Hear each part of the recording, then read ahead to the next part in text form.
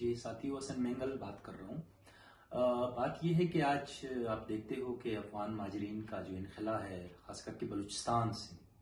اب تھوڑا سا ہمیں سمجھنا پڑے گا کہ یہ ان میں ظالم کون ہے، مظلوم کون ہے۔ بالکل ساتھیو، جیسے کہا جاتا ہے کہ غریب غریب ہے اور امیر امیر ہے، اور نہ غریب امیر کا ہمدرد ہو سکتا ہے یا خیر خواہ ہو سکتا ہے، نہ امیر غریب کا۔ یہ دونوں کے درمیان ایک یعنی جو غربت کا ایک افریت ہے وہ لکیر کھینچی گئی ہے۔ بظاہر ہم بڑے ڈرامہ بازیاں کرتے ہیں، بڑی باتیں کرتے ہیں کہ دونوں ایک ہے، لیکن یہ دونوں یعنی بالکل الگ الگ قومیں ہیں۔ اسی طرح جو افغان مہاجرین کے اندر ایک لکیر ہے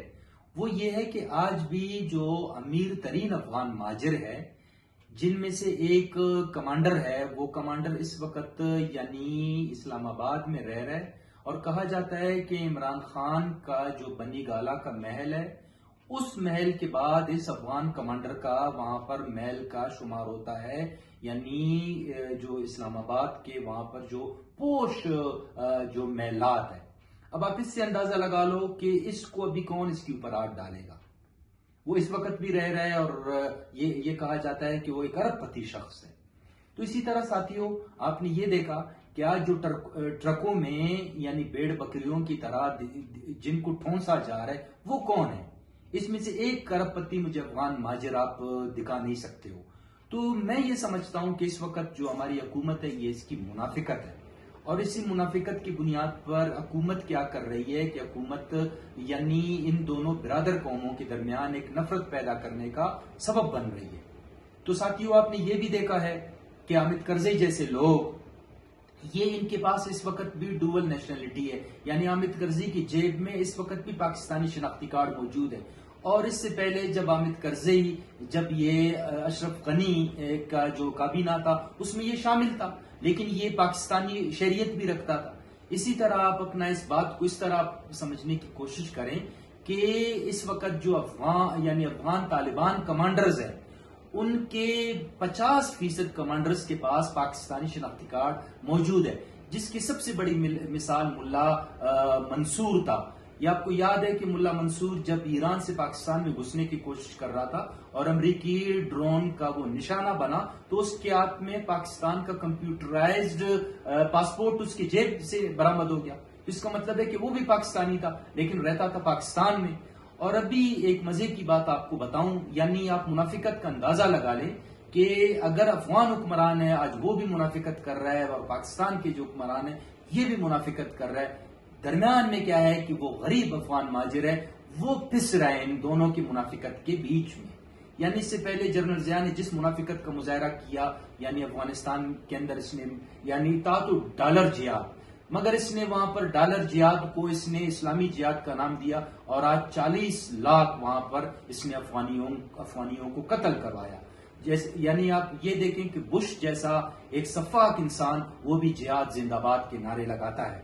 اور ابھی حال ہی میں جیسے کہ میں نے کہا کہ افغان طالبان کمانڈرز کے پاس پاکستان کی شہریت کے جو کارڈز ہیں، جس میں شناختی کارڈ ہے یا پاسپورٹ ہے، وہ ان کے پاس موجود ہے۔ ابھی کچھ دن پہلے چونکہ آپ کو پتا ہے کہ افغانستان میں اس وقت ظاہراً جو اپنا یعنی میوسیقی ہے وہ انہوں نے اس کو آرام قرار دیا ہے، لیکن یہ بڑا محدود مدت کے لیے، اس کے بعد دیکھنا یہی طالبان وہاں کے کیسے ڈسکو ملا بنیں گے، یہ باتیں اپنی جگہ پر ہے۔ لیکن ایک افغان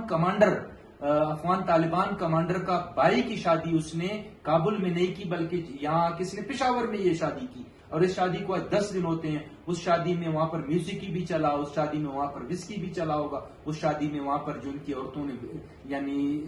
پینٹس پہنے، وہاں پر انہوں نے جینس پہنے، انہوں نے تو اپنے دل کے سارے بڑاس نکالے۔ تو کہنے کا یہ مقصد ہے کہ اس وقت جن افغان مہاجرین کو کہ جو کہ یہاں پر بلوچستان میں، کوئٹہ میں، پورے پاکستان میں یہ ہمارے کچرے اٹھاتے تھے، ان کو آپ ٹرکوں میں ٹھونس کے ڈال رہے ہو، اور ان کے اوپر یعنی سرفراز بگٹی بھی اپنا قد اونچا کر رہا ہے، اور ہمارا جانا چکزے بھی اپنا قد اونچا کر رہا ہے، اور انوار اللہ کاکڑ اپنا قد اونچا کر رہا ہے۔ کم از کم ان حرکتوں پہ ان تینوں کو شرم آنی چاہیے۔ اول تو یہ کہ یعنی آپ یہ سمجھو کہ اسلام آباد نے ان کا منہ کالا کرنے کے لیے ان کے ساتھ ایک ایسا ڈرامہ، ایسا گیم کیا کہ آج یہ اپنا منہ چھپانے میں آج یہ 2 مہینے کے مہمان، اس کے بعد یہ جب سڑکوں پہ آئیں گے تو لوگ ان کو جوتے ماریں گے۔ یعنی انوار اللہ کاکڑ کے ابھی بھی پیٹ میں یہ مروڑ ہے کہ مجھے مہینے کا 3 لاکھ روپے دیا جاتا ہے اور دن کے اربوں روپے کے بلز کے اوپر مجھ سے سگنیچر لیا جاتا ہے. یعنی انڈائریکٹ اس کا یہ کہنا ہے کہ مجھے بھی لوٹ ماری کے لیے چھوڑو، لیکن آپ ایک طرف تو پاکیزگی کا دعویٰ کرتے ہو، دوسری طرف آپ کو کیوں یہ لوٹ مار کے لیے چھوڑتے ہیں؟ تو قصہ مختصر یہ ہے کہ اس وقت جو افغان مہاجرین کا اس شکل میں انخلا ہے، اس میں صرف اور صرف ان کا کچرا والا زد میں آ رہا ہے، ان کا تندور والا زد میں آ رہا ہے. میں بار بار اپنی ویڈیو میں کہتا ہوں کہ داؤد کلاک والا آج بھی کوئٹہ میں موجود ہے، جو کہ ارب پتی ہے، اور ان کے جتنے بھی کمانڈرز ہیں، ان کے بڑے بڑے یعنی ساہوکار ہیں ان کے، چاہے وہ اشرف غنی کے دور کے لوگ ہیں، آج طالبان کے دور کے لوگ ہیں، یہ تو سارے پاکستان میں لگژری لائف گزار رہے ہیں. پشاور کا جو آیات آباد ہے وہ ایسے جیسے ہمارے کوئٹہ کے جنا ٹاؤن یا کراچی کا آپ کا جو ڈیفینس ہے، وہاں پر ابھی پشاور میں آیات آباد میں آپ جا کے دیکھیں، وہاں پر آپ سروے کریں 50% وہاں پر جو محلات ہیں ان میں سارے جو افغان ماجر ہیں، یعنی ان کے جو اشرفیہ ہیں، انہوں نے سب نے وہاں پر محلات لیا ہے. یعنی حکومت پاکستان کیا اندھا ہے، بہرا ہے، ان کو یہ باتیں نہیں سمجھ آتی. اگر واقعتاً وہ بلا امتیاز یہاں سے افغان مہاجرین کو نکال رہے تو سب سے پہلے ان کے اوپر ہاتھ ڈالیں، وہ کبھی بھی ان کے اوپر ہاتھ نہیں ڈالیں گے. تو ہم اس کو ریاست کا یہ منافقت سمجھتے ہیں. ہم اگر یہ سمجھتے ہیں کہ آپ نے ڈنڈا اٹھایا ہے اور آپ اپنا اس انٹینشن میں، اس نیت میں مخلص ہو، تو پھر آپ بلا جواز ڈنڈا اٹھاؤ. آپ اس میں یہ نہ کرو کہ غریب کو جوتے مار کے یہاں سے اس کو بے آبرو کر کے ان کو ٹرکوں میں گھوڑے اور بکریوں کی طرح ٹھونس کے ڈال دو، اور ان کے جتنے ارب اور کرب پتی ہیں وہ اس وقت بھی پاکستان میں موجود ہے اور اپنا کاروبار کر رہے ہیں. تو ساتھیوں، یہ باتیں ضروری تھی اور آپ کو صرف یہ سمجھانا تھا کہ اس وقت جو یعنی افغانستان کا جو ایک عام مزدور ہے، افغانستان کے عام کچرا فروش ہے، کچرا اٹھانے والا ہے، ان کے ساتھ ہمارا دل دھڑکتا ہے. وہ محکوم ہے، وہ مظلوم ہے، اور جس انداز میں ان کے اوپر انہوں نے ڈنڈا اٹھایا ہے ریاستی سطح پر، میں اس کا بھرپور الفاظ میں مذمت کرتا ہوں.